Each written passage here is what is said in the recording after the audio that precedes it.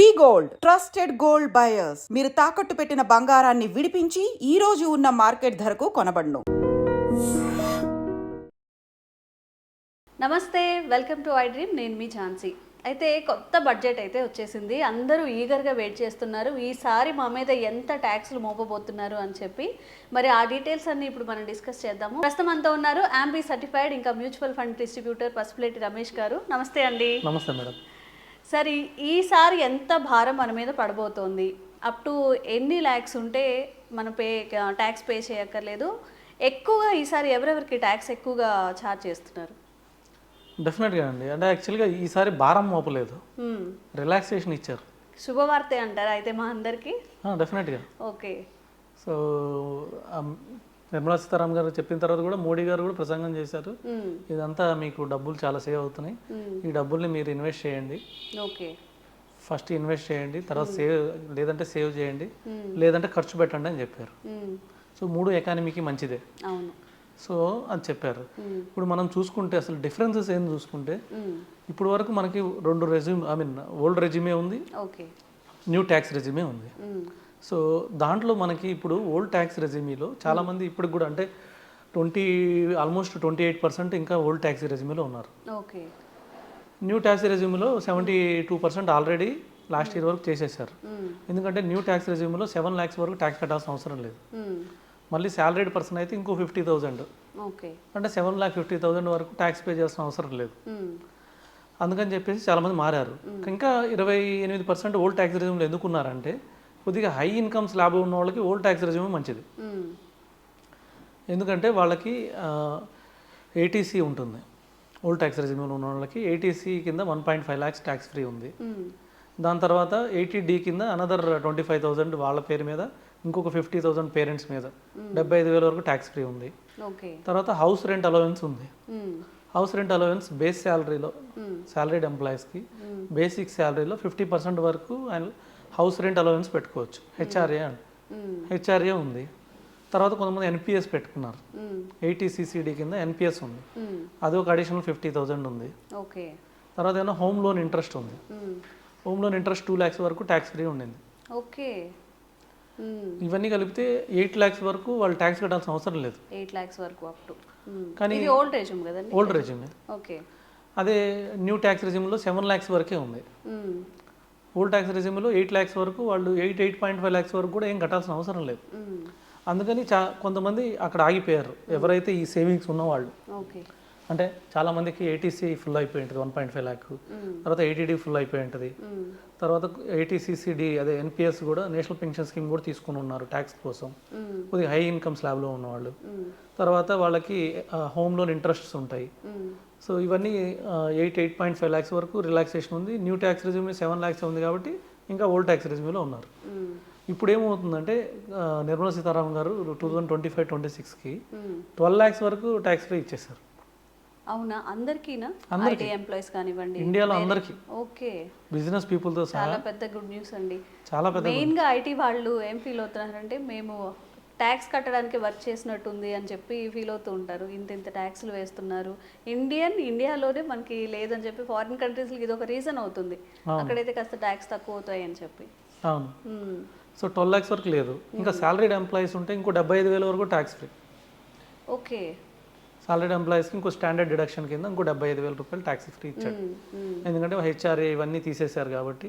Old tax రెజ్యూమ్లో హెచ్ఆర్ఏలు, ఏటీసీలు, 80Dలు ఇవన్నీ ఏముండవు. Okay. So straight అవే 12,75,000 వరకు వాళ్ళు ట్యాక్స్ కట్టాల్సిన అవసరం లేదు.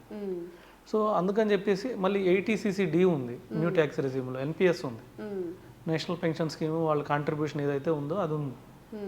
సో మళ్ళీ వాత్సల్య అనేసి ఎన్పిఎస్ వాత్సల్య అని కూడా పెట్టారు. ఇవన్నీ న్యూ ట్యాక్స్ రెజ్యూమ్ కోసం పెట్టారు. రిమైనింగ్ అని తీసేశారు న్యూ ట్యాక్స్ రెజ్యూమ్కి. సో స్టిల్ అవన్నీ కలుపుకున్నా కూడా 13.5 lakhs వరకు ట్యాక్స్ కట్టాల్సిన అవసరం లేదు. 13.5 వరకు. ఓకే. శాలరీడ్ ఎంప్లాయ్ అయితే 12,75,000 ట్యాక్స్ ఫ్రీ, మళ్ళీ ఎన్పిఎస్ 50,000. సో ఇవన్నీ కలుపుకొని మనకి 13.5 lakhs వరకు వాళ్ళు ట్యాక్స్ కట్టాల్సిన అవసరం లేదు. అందుకని నాకు తెలిసి ఈసారి 90% పైనే మారిపోతారు. ఇది ఎలా ఉందంటే క్యాలిక్యులేషన్ చేస్తే అంటే 0 to మామూలుగా ఎనీవే 12,75,000 వరకు ట్యాక్స్ కట్టాల్సిన అవసరం లేదు. సపోజ్ ఒక 25 lakhs ఉన్న ఎంప్లాయీ చూస్తే 25 lakhs ఎవరికైనా ఇన్కమ్ ఉందని వాళ్ళు చూస్తే వాళ్ళకి ఏంటంటే వాళ్ళకి కూడా ఇంతకుముందు 0 to 3 lakhs, 3 to 6 lakhs 5%, 6 to 9 10%, 9 to 12 15% ఇలా ఉండింది. అంటే న్యూ ట్యాక్స్ రెజ్యూమేని మొన్నటిదాకా ఈ బడ్జెట్ వరకు. సో నెక్స్ట్ బడ్జెట్లో ఏం చేశారంటే ఇది కూడా రిలాక్సేషన్ ఇచ్చారు. Okay 0 to 4 lakhs 0, 4 to 8 lakhs 5%, 8 to 12 lakhs 10%, 12 to 16 lakhs 15%, 16 to 20 lakhs 20%, 20 to 24 lakhs 30% చేశారు. ఓకే సో 24 lakhs ఉన్న వాళ్ళే 30% స్లాబ్లోకి వస్తారు. సో వాళ్ళకి ఎనీవే 25 lakhs క్యాలిక్యులేట్ చేసుకున్నా కూడా వాళ్ళకి కూడా కొత్త ట్యాక్స్ రెజ్యూమే బెనిఫిట్ ఉంది, వాళ్ళకి ట్యాక్స్ ఎక్కువ మిగులుతుంది. So with compare to old resume.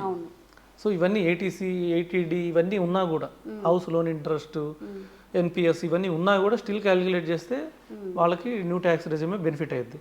Okay ఎవరైతే సపోజ్ 60 lakhs ఇన్కమ్ ఉన్నారనుకోండి, యాక్చువల్గా 35 lakhs వరకు కూడా new tax regime better. 60 lakhs ఎవరైతే ఇన్కమ్ ఉంటే వాళ్ళకి బేస్ శాలరీలో 50% వరకు హెచ్ఆర్ఏ అంటే ఆల్మోస్ట్ 1 lakh రెంట్ చూపించచ్చు, మంత్లీ 1 lakh రెంట్ చూపించచ్చు. తర్వాత మళ్ళీ ఏటీసీ చూపించచ్చు, ఏటీడీ చూపించచ్చు, మళ్ళీ హోమ్ లోన్ ఇంట్రెస్ట్ చూపిస్తే వాళ్ళకి కొంచెం old tax resume ఉపయోగపడవచ్చు.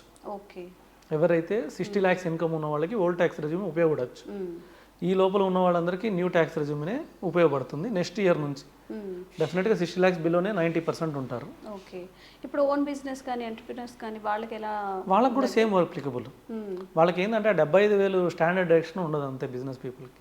Okay same ఇవన్నీ అప్లికబుల్ అవుతాయి? ఇవన్నీ అప్లికబుల్. ఓకే కానీ ఇంతకుముందు 18% కదా ఒక పర్ ఇయర్ వాళ్ళ ఇన్కమ్ మీద 18% పే చేయాలి. అవును.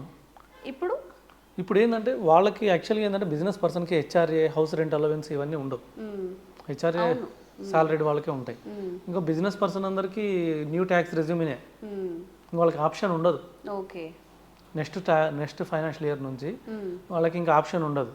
కంపల్సరీగా వాళ్ళు న్యూ ట్యాక్స్ రెజ్యూమ్కి మారితేనే వాళ్ళకి బెనిఫిట్.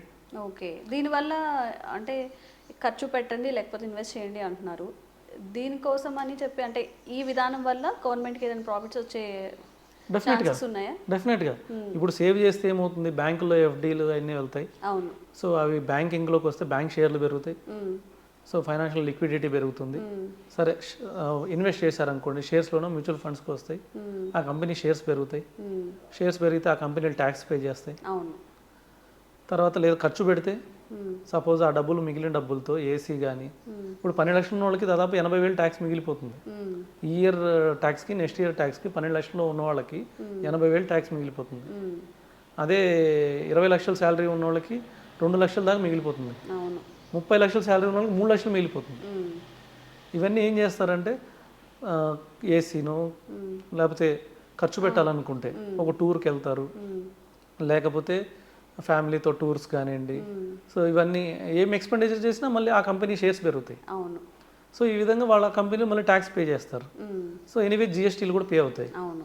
సో ఇలా ఎలా చూసినా కానీ ఎకానమీకి మంచిదే.